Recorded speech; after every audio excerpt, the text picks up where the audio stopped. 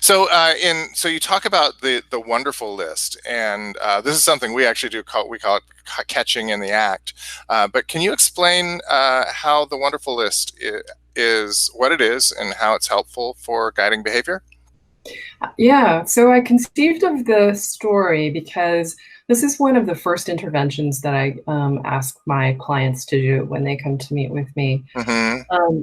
Because children with ADHD specifically, and most frequently children with the hyperactive presentation of ADHD, they usually spend their days being told everything that they've done wrong, Right. which over time has a drastic impact on a child's self-esteem because ADHD is an impulse control disorder if they have the hyperactive kind. And oftentimes these poor children find themselves behaving in ways that they weren't even able to control and happens before they, even knew that they had done what they did. Hmm. So to be told that you're constantly doing something wrong when it's outside of your control is really detrimental to your self-esteem.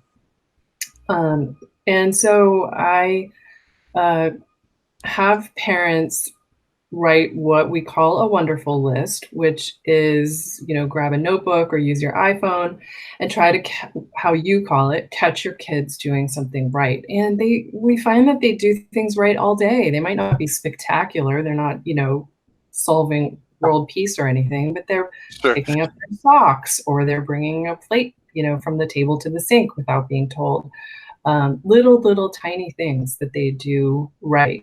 And not only does it help then to read that list to them at the end of the day, but it also helps to reframe the way we look at our children as parents.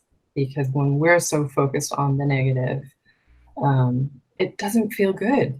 It's not joyful parenting. Right, right. And framing is really everything. And of course, the quote, what we focus on, it grows, right? Uh, Yeah. yeah, we used to use, I was 20 years as a Kung Fu instructor. And so we would have a real big mix of children with ADHD.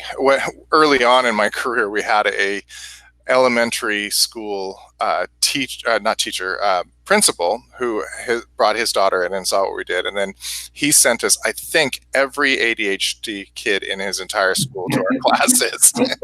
And along with that, he sent us his dyslexics and his dyscalculics and his dysgraphia and everything. So we had quite a testing ground and figuring things out. But one of the things we would do is use it kind of the wonderful list theory and at the same time a lot for a kid with learned helplessness, and that comes up a lot. And we could use a kid who might be the class clown on one hand, who was trying to get attention, and the one with learned helplessness who was trying to just be absorbed into the background and not noticed. Right.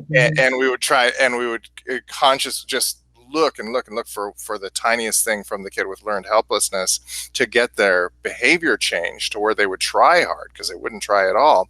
Right. And then at the same time, we were ignoring the kid who was acting out.